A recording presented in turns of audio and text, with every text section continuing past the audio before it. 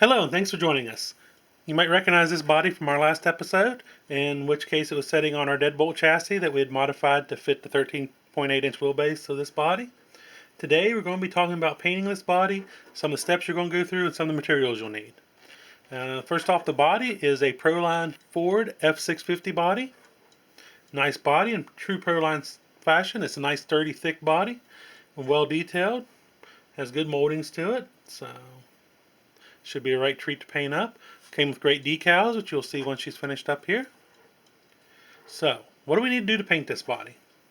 Well, let's talk about one of the first and most important things you need. And that is your paints. Today we're going to be using Tamiya color paints.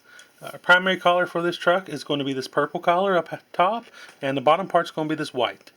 In between that, though, we plan on having a blue stripe with a kind of a marbled effect using this black and silver. I know you can use airbrush paints. A lot of people like to. I like using rattle cans just because I don't have an airbrush right now, and they're just easy to use. The important thing about these cans is make sure that the paints you do have say for polycarbonate on them, because that's the kind of plastic the body's made from. Otherwise they will not stick. And make sure you shake these cans up very, very well. Try to use them in an area with low humidity and try about 72 degrees Fahrenheit. Also make sure you use these in a well ventilated area, because these can be very, very toxic when inhaled. So what else do we need? Well, we also need some masking tape. If you plan on doing anything more than just your basic single collar. The body does come with window masks, but like I said, we're going to lay out some stripe patterns here.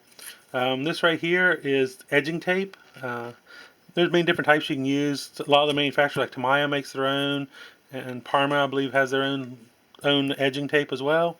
But I'm just going to use this Scotch blue edging tape. It's worked well for me in the past, so let's hope it does so again today. If you plan on doing a complex paint scheme, you'll need some kind of marker to draw on the outside of the body. I use a wet erase marker. That way if I make a mistake, I can just wipe it right off.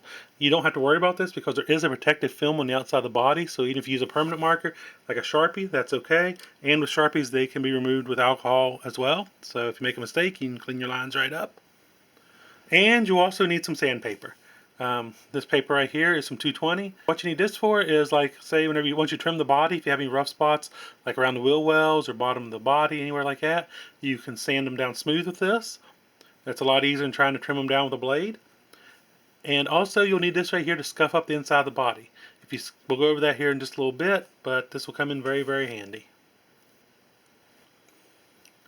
Now when it comes to prepping the body, this lexan is real clear, it's real shiny. But the problem is, paint doesn't like to stick to shiny surfaces or really smooth surfaces.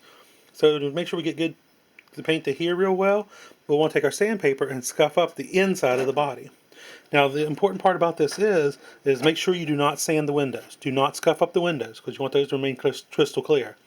You scuff up the inside of the body, and whenever you paint it, the lexan paint will hide the imperfections. It'll still come out clear, but it gives something for the paint to bite to. You don't want to be rough and aggressive with this. You just need just enough to take off the shine. So, like so.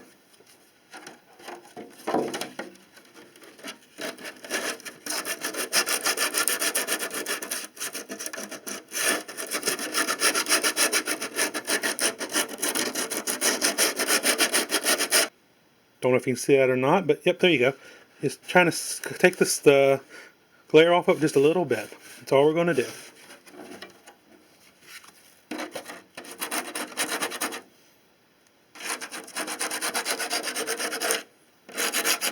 Okay, we now have our body completely scuffed up, and now comes time to wash this body.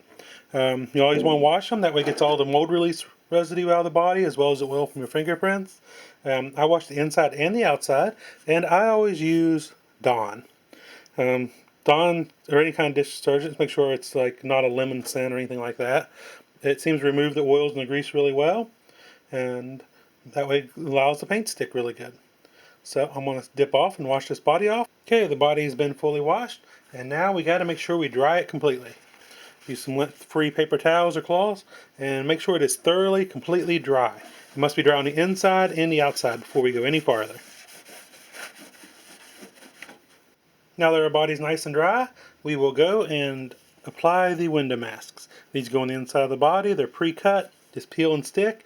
Just take your time lining them up. and they should do you fine. If you have any edges, like sometimes maybe the window mask just won't come up all the way to the top edge, you can take and fill that in with a piece of your masking tape. But these are a good way to get the whole general window covered.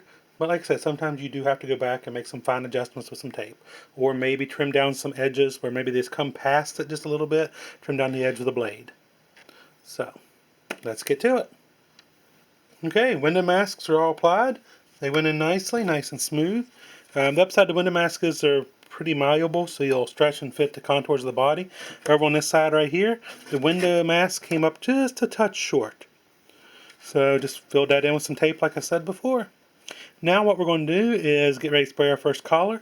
So on this window mask and the windshield, it fits this whole area here. But I had cut it back because I want the trim around the window to be black. So we're going to go ahead and mask that off to spray it, because you always spray your dark colors first. That way you don't have no bleed through in your lighter colors. Like say if I went ahead and sprayed the purple up here and then sprayed the black in here, it could come through the purple and darken the collar. So let's go ahead and mask that off and get that sprayed. Okay, we got the truck mask off to paint our first dark color in. We're going to paint the black here around the windshield. Use blue tape around the edges here to seal them down. And then to cover the rest of it, just use pages out of a Tower Hobbies catalog. That way there's no overspray, gets into the rest of the body. And just use some cheap tape to hold it down. Okay, there we go. We have our first coat in. The important thing here is, before you spray your paint, make sure you push down all your edges, run your finger over, make sure they're down nice and tight. And then put in a real light coat. See, I mean, you can still see my hand through this. You put down a light coat, that way it seals all the edges of your masking tape and of your window mask. Helps so paint doesn't seep through underneath and cause bleed through. So what it is, we'll let this dry, then we'll give it another light coat, let it dry, and then probably give it one more coat. Okay, we've got 2 coats of black in here. Now I'm going to show you a little trick here so you can tell if you have any light spots or not. Take a flashlight, in this case we're going to use one on our cell phone, and just shine it through the back. See those spots look like just like little freckles, little speckle spots? That's spots that don't quite have good coverage yet. So what we're going to do is we're going to go ahead and give it its final coat. This time we'll be a little bit thicker, and then we'll check it with the flashlight again. Okay, here we've taken our wet erase marker and laid out our paint scheme. Just drew on our designs here on the side of the truck. The upside to using the wet erase marker is just, if you make a mistake, you just take a damp paper towel and erase it right off. But we got it laid out here. We're going to go with the purple up top. There'll be a pink stripe right through here, the blue marble through here, another pink stripe, and then the white on the bottom and wrapping around the tailgate. Okay, we've got this far on the body. We've got most of our colors finished, but now we're going to do something a little different here with this clear stripe through here.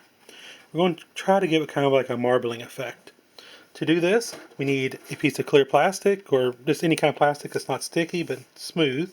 This right here is the bag that the decals came in. Need some paint. For this, we're going to use the black and the silver for the marbling effect, and the blue is our background color. And you'll also need a grocery store plastic bag. So what we're going to do is we're going to take some of the paint. We're going to start with our black, shake it up real good. And we're going to put a big dab of paint right here. We're going to take our grocery bag, ball it up, dip it in it. Then we're going to take it, and we're just going to stick it to the inside of the body.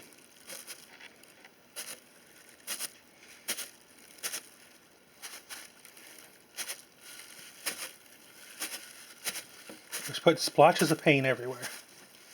Kind of a random drop.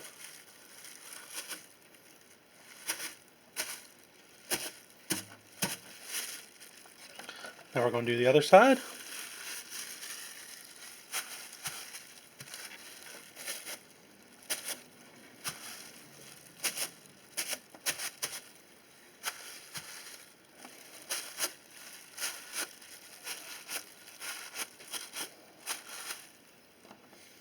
Kind of looks like that. Got a couple more here in the middle of the bed maybe. Now what we're going to do is we'll let that dry, and then we'll do the same thing with the silver. Okay, our black is dry, so now we're going to do the same thing with some silver. Just not quite as much in it.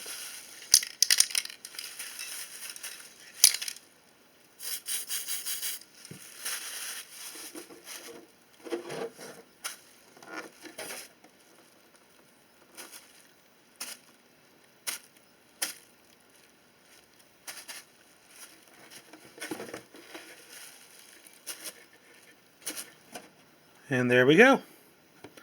Now we'll let that dry completely, and then we'll back it with some blue.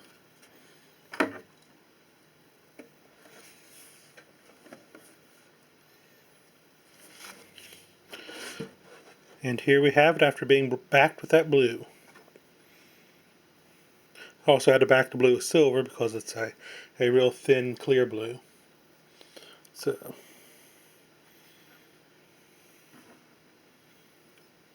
as you can tell, it turned out pretty interesting. Something a little bit different, real easy to do. Adds a little bit of pop to the middle of the body.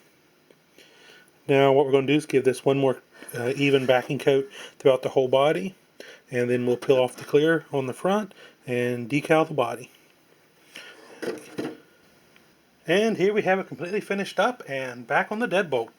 As you can tell, the blue marbling turned out pretty decent down the side. This is kind of a simple paint scheme, but gives good pop to the body. Something I want to show you real quick is this right here is a pen. It's a Bic marking pen, but any kind of Sharpie will work good for it, as long as it has a fine tip. You can use this right here for all these body lines to draw those in. It helps add depth to the body, and if you make a mistake, you can take a little bit of alcohol on a paper towel and then just scrub them away and redraw them. And on this body, I did use all the Tamiya big clips, ones with the big round ends. Give me a place there to put my toe strap. And in the front, I had to bend the ends slightly so that I could get them in to clear the windshield. But minor thing, real easy to do, so something to keep in mind if you decide to run this body on SCX10. I hope you've enjoyed this video. If you have any questions, please drop them down below. I'll do my best to answer them. If you have any comments, we'd love to hear from you. Make sure you subscribe so you don't miss any future updates. And thank you for watching. Happy RCing!